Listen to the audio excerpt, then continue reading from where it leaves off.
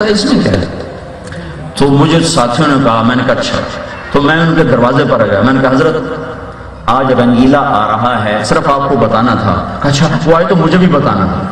میں نے کہا وہ تو آپ تو سو رہے ہوں، وہ تو آئے گا کوئی 2 بجے، کہ نہیں مجھے آ کے اٹھا دینا، میں ضرور آؤں گا۔ تو رات وہ آیا 2 بجے، تو میں نے جا کے اٹھایا، وہ مولوی صاحب بھی تشریف لے آئے، وہ ان کی ساری رنجش ہی ختم ہو گئی۔ کہا بھائی بڑا کام ہے، کن کن لوگوں کو کھینچ کے تم لا رہے ہو۔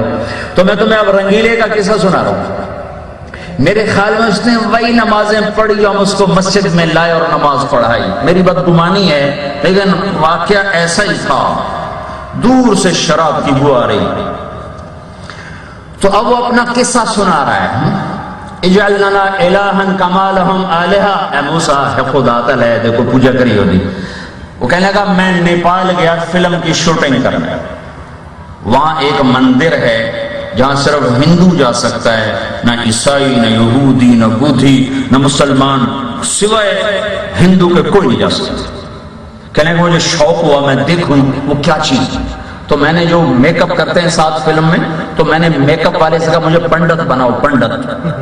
گنجا وہ پہلے ہی تھا، تو اس نے اس کے سر میں ایک چوٹی لگا دی، وہ جو پنڈت ہوئی نا فلم کی چوٹی، اور ادھر رنگ لگائے، یوں رنگ لگائے جو ایسے بڑے عجیب و غریب۔ تو کہا میں نے 2 کڑے پہن لی اور پیلے رنگ کی 2 چادریں، ایک باندھ لی ایک اوپر لے لی، 2 کڑے، اور لکڑ کا جوتا سا بنا کے میں نے پہن لیا اور پیسے تھیلے میں ڈال لیے۔ تو میں وہاں گیا تو گیٹ بند تھا، تو اندر ہندو پہرے دار، تو میں نے جاتے ہی کہا ہرے رام، تو نے ایک دم گیٹ کھولا، ان کا مہاراج۔ اب اداکاری تو اس کا اپنا فن تھا، اس نے ایسے کرتب دکھائے، انہوں نے کہا تو کوئی بڑی بلا آ گئی۔ وہ کہنے کہ وہ دائیں بائیں، تو میں نے ایسے پیسے پھینکنے شروع کیے، میں نے ایسے پیسے، اور وہ پیسے بھی چنے، اور مہاراج مہاراج مہاراج۔ کہنے کہ میں نے بڑی چس آئی۔ کہنے کہ تھوڑی دور گیا تو میرا رنگ اڑ گیا اور کلیجہ اچھل کے منہ، کہ کیا دیکھا، آگے بہت بڑی گائے خالص سونے کی بنی ہوئی، پورے سائز، جو جا رہا وہاں سجدہ کر رہا۔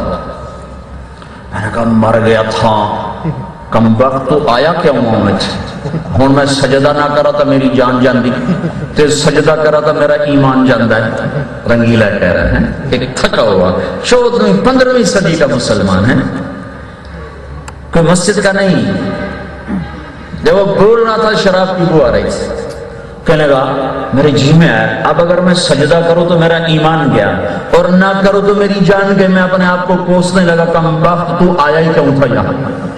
پھر میں نے کہا جان بچانا تو فرض ہے، تو میں بڑے اطمینان سے چلتا گیا چلتا گیا چلتا گیا۔ جب میں قریب آیا، میں کہا یا اللہ تو گواہ رہا، میں صرف تجھے سجدہ کر رہا ہوں، میں اس کم وقت کو نہیں کر رہا۔ اللہ اکبر۔ منہ طرف خانے کعبے دے، ہم کہتے ہیں منہ طرف خانے کا، ان کا منہ طرف گائے دے سجدہ اللہ دی ذات نو۔ اللہ اکبر۔ یہ اس امت کا ایک تھکا ہوا مسلمان ہے۔ هو اجتباکم، کہ تم میرے چنے ہو۔ سنو، اس امت کو 4 بڑے اعزاز ملے ہیں قرآن میں۔ کنتم خیر امت، تمہارے جیسی کوئی امت نہیں۔ وَكَذَلِكَ جَعَلْنَاكُمْ أُمَّةً وَسَطًا، تم امت وسط ہو۔ لِتَكُونُوا شُهَدَاءَ، تم شہداء میرے گواہ ہو۔ هُوَ اجْتَبَاكُمْ، تم میرے چنے ہوئے ہو۔ یہ 4 پھول ہیں، میں مثال دیا کرتا ہوں، 4 پھول والا فل جنرل ہوتا ہے، فل جنرل۔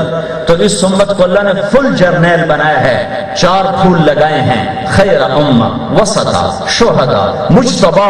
اس کا تھکا ہوا مسلمان ایسا ایمان رکھتا ہے، وہ کہتا ہے میں گائے کو نہیں سجدہ کر رہا، میں اللہ کو سجدہ کر رہا ہوں۔ یہ فرق ہے اس امت کا اور پچھلی امتوں کا، جو میرے رب نے میرے نبی کے طفیل اس امت کو یہ اعزاز بخشا، یہ بلندیاں بخشی۔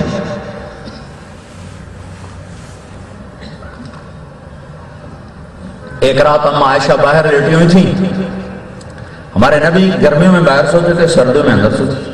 شب جمعہ میں بستر باہر بچھاتے تھے جب گرمی آتی، جب موسم بدلتا تھا، اور شب جمعہ میں بستر اندر لے جاتے تھے جب موسم بدلتا تھا۔ تو حضرت عائشہ نے کہا یا رسول اللہ، کوئی ایسا شخص ہے جس کی نیکیاں ستاروں کے برابر ہوں؟ تو آپ نے کہا ہاں عمر۔ تو اما عائشہ کو چپ لگ گئے، ان کے جی میں تھا بھائی میرے ابا ہوتے، تو کہا عمر، تو جب حضرت عائشہ کو چپ دیکھا تو کہا عائشہ، ابو بکر کی ایک رات عمر کی ساری نیکیوں پہ بھاری ہے، للیلۃ ابی بکر خیر من حسنات عمر، عمر کی ساری زندگیوں پر، ساری زندگی کی نیکیوں پر وہ غار ثور والی پہلی رات بھاری ہے۔ حضرت عمر کہا کرتے تھے ابو بکر ایک رات دے دے، ایک دن دے دے اور ساری زندگی لے لے، غار ثور کی پہلی رات دے دے اور وفات النبی کا پہلا دن دے دے، وہ سب کچھ لے لے، میرا سب کچھ لے۔ تو اللہ تعالیٰ نے آپ کے گرد ایک ایسا مجموعہ تیار کیا جنہوں نے دین کو اپنی جان سے زیادہ عزیز رکھا۔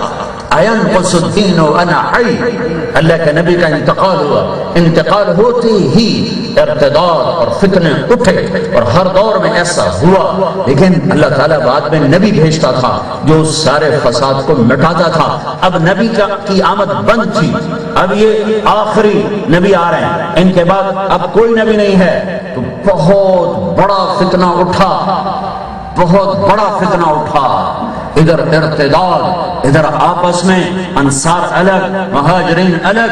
اللہ تعالیٰ نے ابو بکر کی ہستی کو قبول فرمایا، انہیں انصار اور مہاجرین کو ایک جھنڈے تلے اور ایک سائے تلے جمع کیا، اور پھر حضرت اسامہ رضی اللہ تعالیٰ عنہ کے لشکر کو اللہ کے نبی نے وفات سے پہلے روانہ کیا تھا۔ انفذوا جیش اسامہ، جب آپ دنیا سے چلے گئے تو ابو بکر رضی اللہ عنہ نے کہا جیش اسامہ کو روانہ کرو، تو عمر رضی اللہ تعالیٰ عنہ اور سارے صحابہ کہنے لگے حالات بدل گئے، عرب مرتد ہو چکا ہے سارا، اور قوت کمزور ہو جائے گی اگر مرکز خالی ہوا۔ کہا مت بھیجو یہ لشکر۔